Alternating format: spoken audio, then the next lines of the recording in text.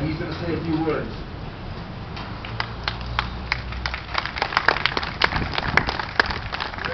I'm not going as short as Tom. This is awesome. First, I'd like to thank Tom for a very short period of time stepping up and doing this show over there. A lot of people think we could pull it off. So thanks, Tom. Thank you, Tom, for putting it together.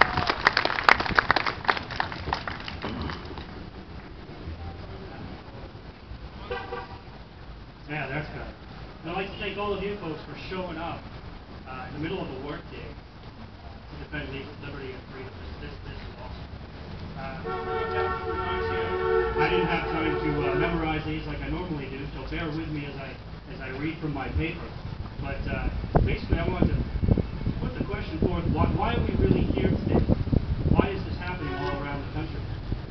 4 weeks ago, there was 300 some odd tea parties scheduled around the country. Since then, that number has risen to 3,000. In 2 weeks, New Hampshire went from having 3 tea parties to 17. Texas has 102. And you're not alone.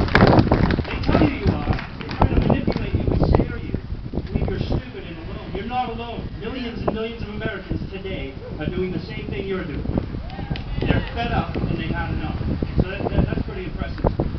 But the real reason we're here is certainly not about tea. I'm a whiskey guy myself, so this is definitely not about tea. Our purpose here is and should be to promote a deeper understanding of the history and nature of America's unique constitutional system of government and the power that it gives you. Be the people. To hold the government leaders at all levels.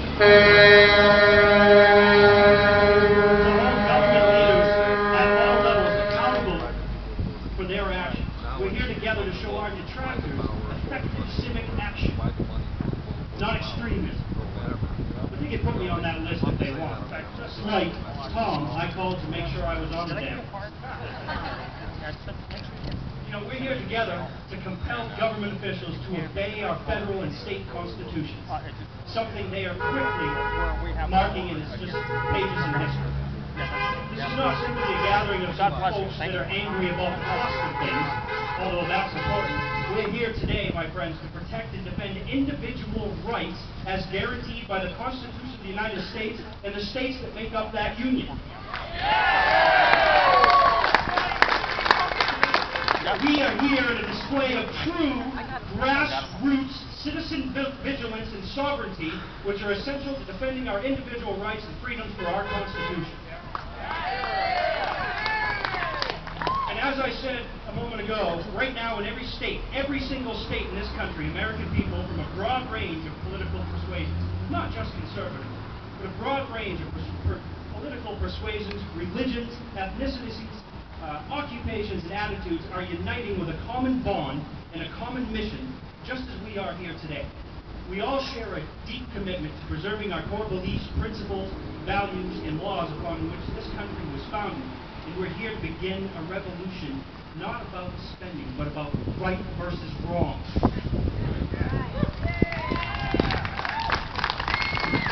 The current government has completely cast off the rule of laws provided by the Constitution.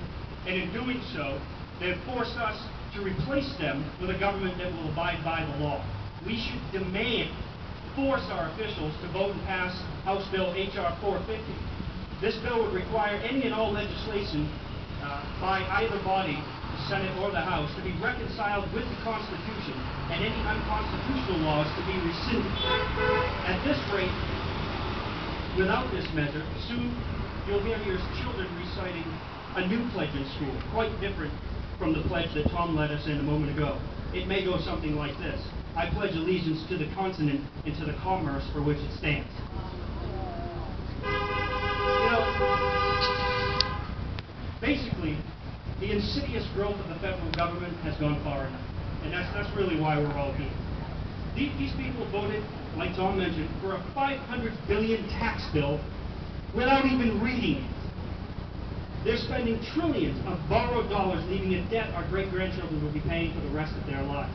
They consistently give special interest groups billions of dollars in earmarks to help get themselves re-elected. They want to take your wealth and redistribute it to others as they see fit. They want to punish you for practicing responsible financial behavior and reward those who do not, including themselves. They admit to using the financial herd of millions as an opportunity to push their political agenda. They actually said this. They run up trillions of dollars of debt and then sell that debt to countries like China, who we all know is not our friend. They want government-controlled health care. They want to control the banks. They want to control private industry, and they want to control your bank accounts. Wasn't expecting to have to turn pages. You know, we need to put an end to the unconstitutional alliances with special interests in this country and big businesses, which are a great detriment to the welfare of our country. We need to put an end to privately governed central banks that exist only to manipulate our monetary system. Yeah! And the Fed. We need to read legislation before allowing it to pass. My question to everyone is, where the hell are you, America? What's it going to take? We've become exactly what our founding fathers warned us against. We're not the people we have been waiting for. We were the people we were warned of. It's not that complicated. These elitists do their best to label us, as we've seen with this new Department of Homeland Security announcement, dismiss us, manipulate, scare, and control us. They do our best to make us feel alone and stupid. They insist we couldn't possibly understand the Constitution as well as they